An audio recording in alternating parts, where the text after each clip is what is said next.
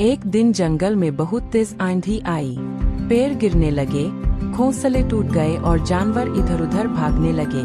चंपा ने देखा कि नदी का पानी उफान पर है और कई छोटे जानवर फंस सकते हैं। उसने बिना देर किए ऊंची चट्टान की ओर दौड़कर जोर जोर से आवाज लगाई ताकि सब सावधान हो जाए।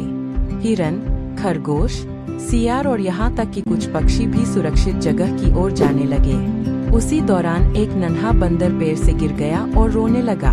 उसकी माँ दूसरी ओर फंसी हुई थी। चंपा ने चारों तरफ देखा, फिर पास पड़ी मोटी डाल को नदी के ऊपर फंसाया। बंदर उस पर चढ़कर सुरक्षित निकल आया।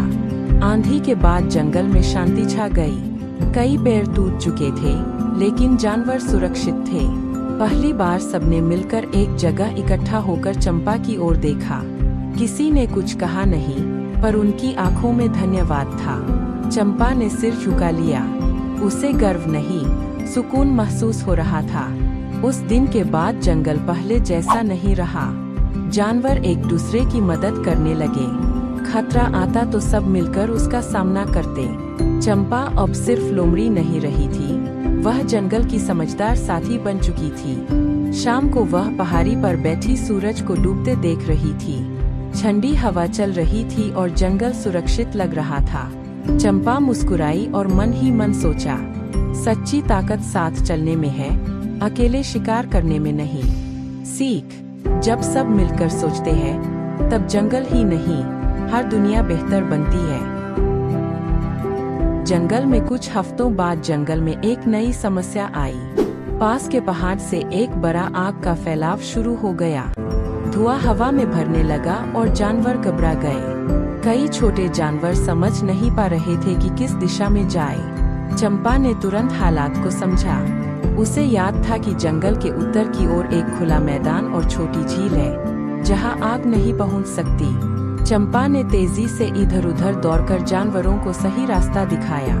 हिरन झुंड बनाकर चले, खरगोश झाड़ियों के बीच से सुरक्षित रास्ता पकड़ने लगे और पक्षी ऊपर से दिशा बताने लगे। सब अपने अपने तरीके से मदद कर रहे थे। जंगल में पहली बार ऐसा हुआ कि डर के बावजूद कोई अकेला नहीं भाग रहा था।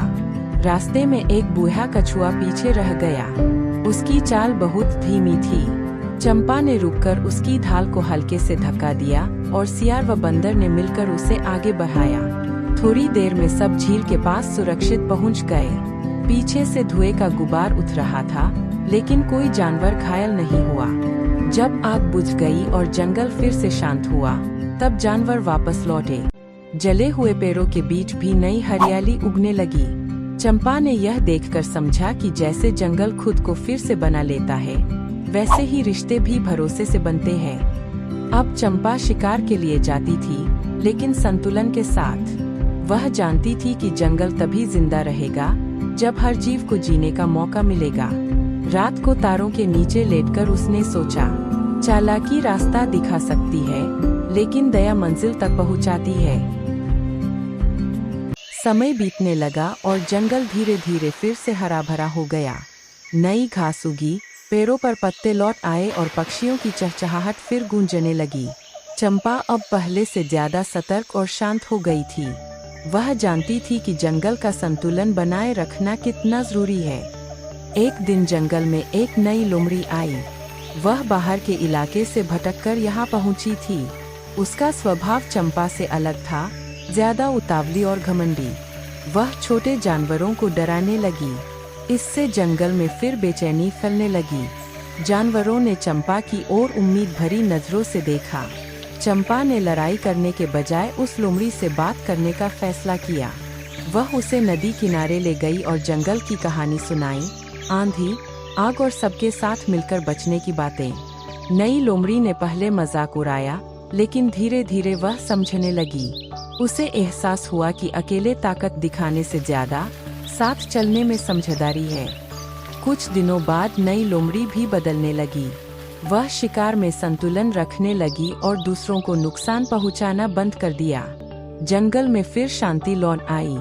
चंपा ने महसूस किया कि सच्चा नेता वही होता है जो दूसरों को बदलने के लिए डर नहीं, समझ का सहारा ले।